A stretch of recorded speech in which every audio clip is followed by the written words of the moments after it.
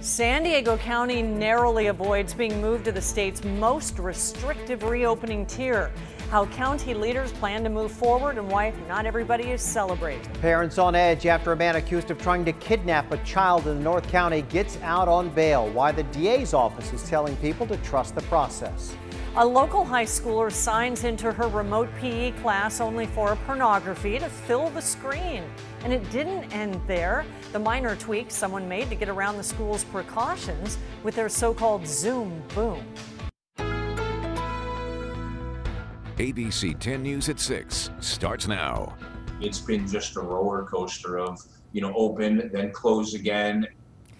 Tonight, a short break from the ups and downs of the pandemic, despite all signs pointing to the county heading into tougher state-mandated restrictions. San Diego did not change its restrictions by the very slimmest of margins. Good evening. I'm Kimberly Hunt. And I'm Steve Atkinson. And right now, the county is looking for a way to smooth out this bumpy ride as we battle the spread of coronavirus. Our ABC 10 News reporter Anthony Pura has been watching tonight's county board meeting where supervisors are trying to get more local control. Anthony. Steve, Kimberly, the county meeting ended just a short while ago and the Board of Supervisors voted 4-1 to show their support behind Dr. Wilma Wooten. They want her to have more discretion over the situation here on the ground. Now, the meeting today comes on a day when San Diego County barely missed triggering a new round of restrictions and indoor closures for businesses. They had a drop in new daily cases today, and it was just enough to prevent moving San Diego County into the most restrictive tier in the state's safe reopening system. Supervisors talked about how tough the past few days have been on business owners waiting until the 11th hour to know their fate. I got tons of calls. I'm sure we all did. Are we purple? Are we red? Where are we? This nail biter effect is very trying on people. Now they're focused on the future, and instead of relying on the numbers, supervisors felt Dr. Wooten would be better at accurately reflecting the dynamics of the pandemic here in San Diego County, meaning just because the cases are up, they say it doesn't necessarily mean more restrictions are needed. They want Dr. Wooten to be able to consider other factors like hospitalization rates or other special circumstances. Of course, it's unclear if the state feels the same way or if they will sign off on this. Supervisor Nathan Fletcher was the against it. Reporting live, Anthony Pura, ABC 10 News. Anthony, thank you. All right, he touched on it there, but here is details now. The county was less than a tenth of a point off from moving into the most restrictive tier. Here's how the state calculated those numbers. Last week, our case rate per 100,000 residents was more than 7, which is the threshold between the tiers. That was due to the surge in cases at San Diego State. This week it has fallen to 6.8, but the state pushed us to 6.9 because it says the county is below median testing. Part of the reason why we ask counties for 2 consecutive weeks is so we don't have a sudden reaction to what is a short-term trend. Now, the county would need 2 consecutive weeks with numbers in the purple to slide back. And not everybody is celebrating the county's place in the state's tier system. ABC 10 News reporter Mimi Alcala shows us why some business owners are worried more setbacks are still to come.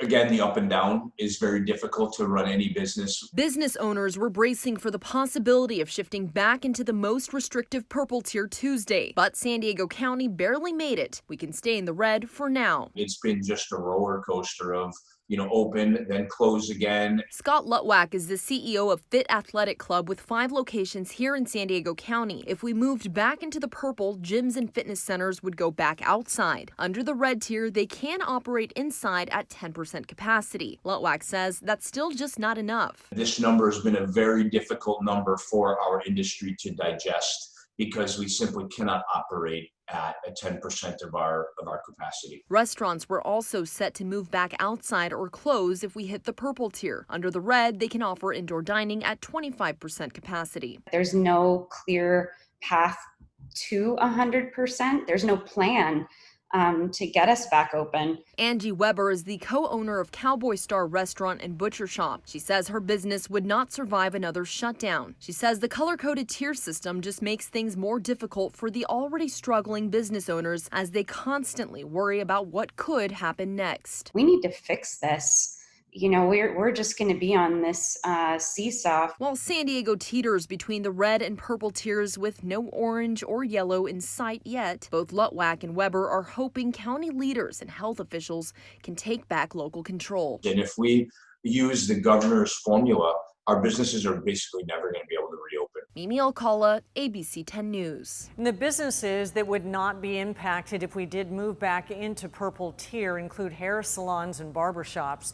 Indoor retail and shopping centers would still be allowed to operate inside at reduced capacity without food court services. Meantime, our rolling average for positive COVID tests is looking better than it has in a month. Today, it sits just above 3.5%. It was a full percent higher just 2 weeks ago. The county reported another 222 cases, bringing our total to 45,147. There were also 5 more COVID-related deaths. That brings that total to 765. To the election now, with Susan Davis retiring from Congress, the 53rd district is guaranteed to stay blue. It's just a matter of which Democrat will fill that seat. In our latest ABC 10 News Union Tribune poll, Sarah Jacobs now holds a 14-point lead over San Diego City Council President Georgette Gomez. But there are 6 weeks until the election, and nearly 40% of voters polled are still undecided. Joining us now to talk about those results is Dr. Kira Green with the Center on Policy Initiatives. Kira, thank you for being here with us today. Thank you. Our poll shows that older voters are more in line with Jacobs right now, while younger voters favor Gomez. So that gives Jacobs the edge among people more likely to vote. So what does Gomez need to do to extend her support among those older voters? Well, I think what matters right now for the path for Gomez is really about turnout. It's about voter education, and it's about the voters becoming informed about her endorsement by the Democratic Party.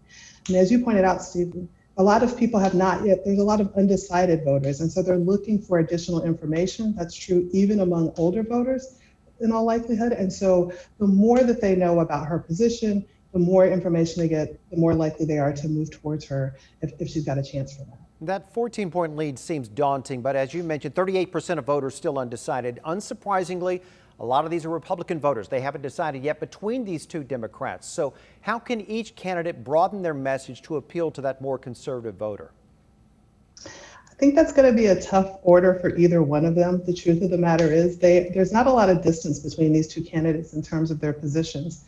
There's really differences in their sort of histories and biographies that might shape how voters turn to them. I think the key for more conservative voters is going to be just this. They're probably going to have to hold their nose and make a choice here, and they're likely to be persuaded primarily about who they think can most deliver what the state of California needs, who can go and represent them, and then bring home the things that still matter to them. Pocketbooks are still the main thing that people are, the economy matters to folks. Let's talk about pocketbooks, because that's a big difference in this race, it seems to be.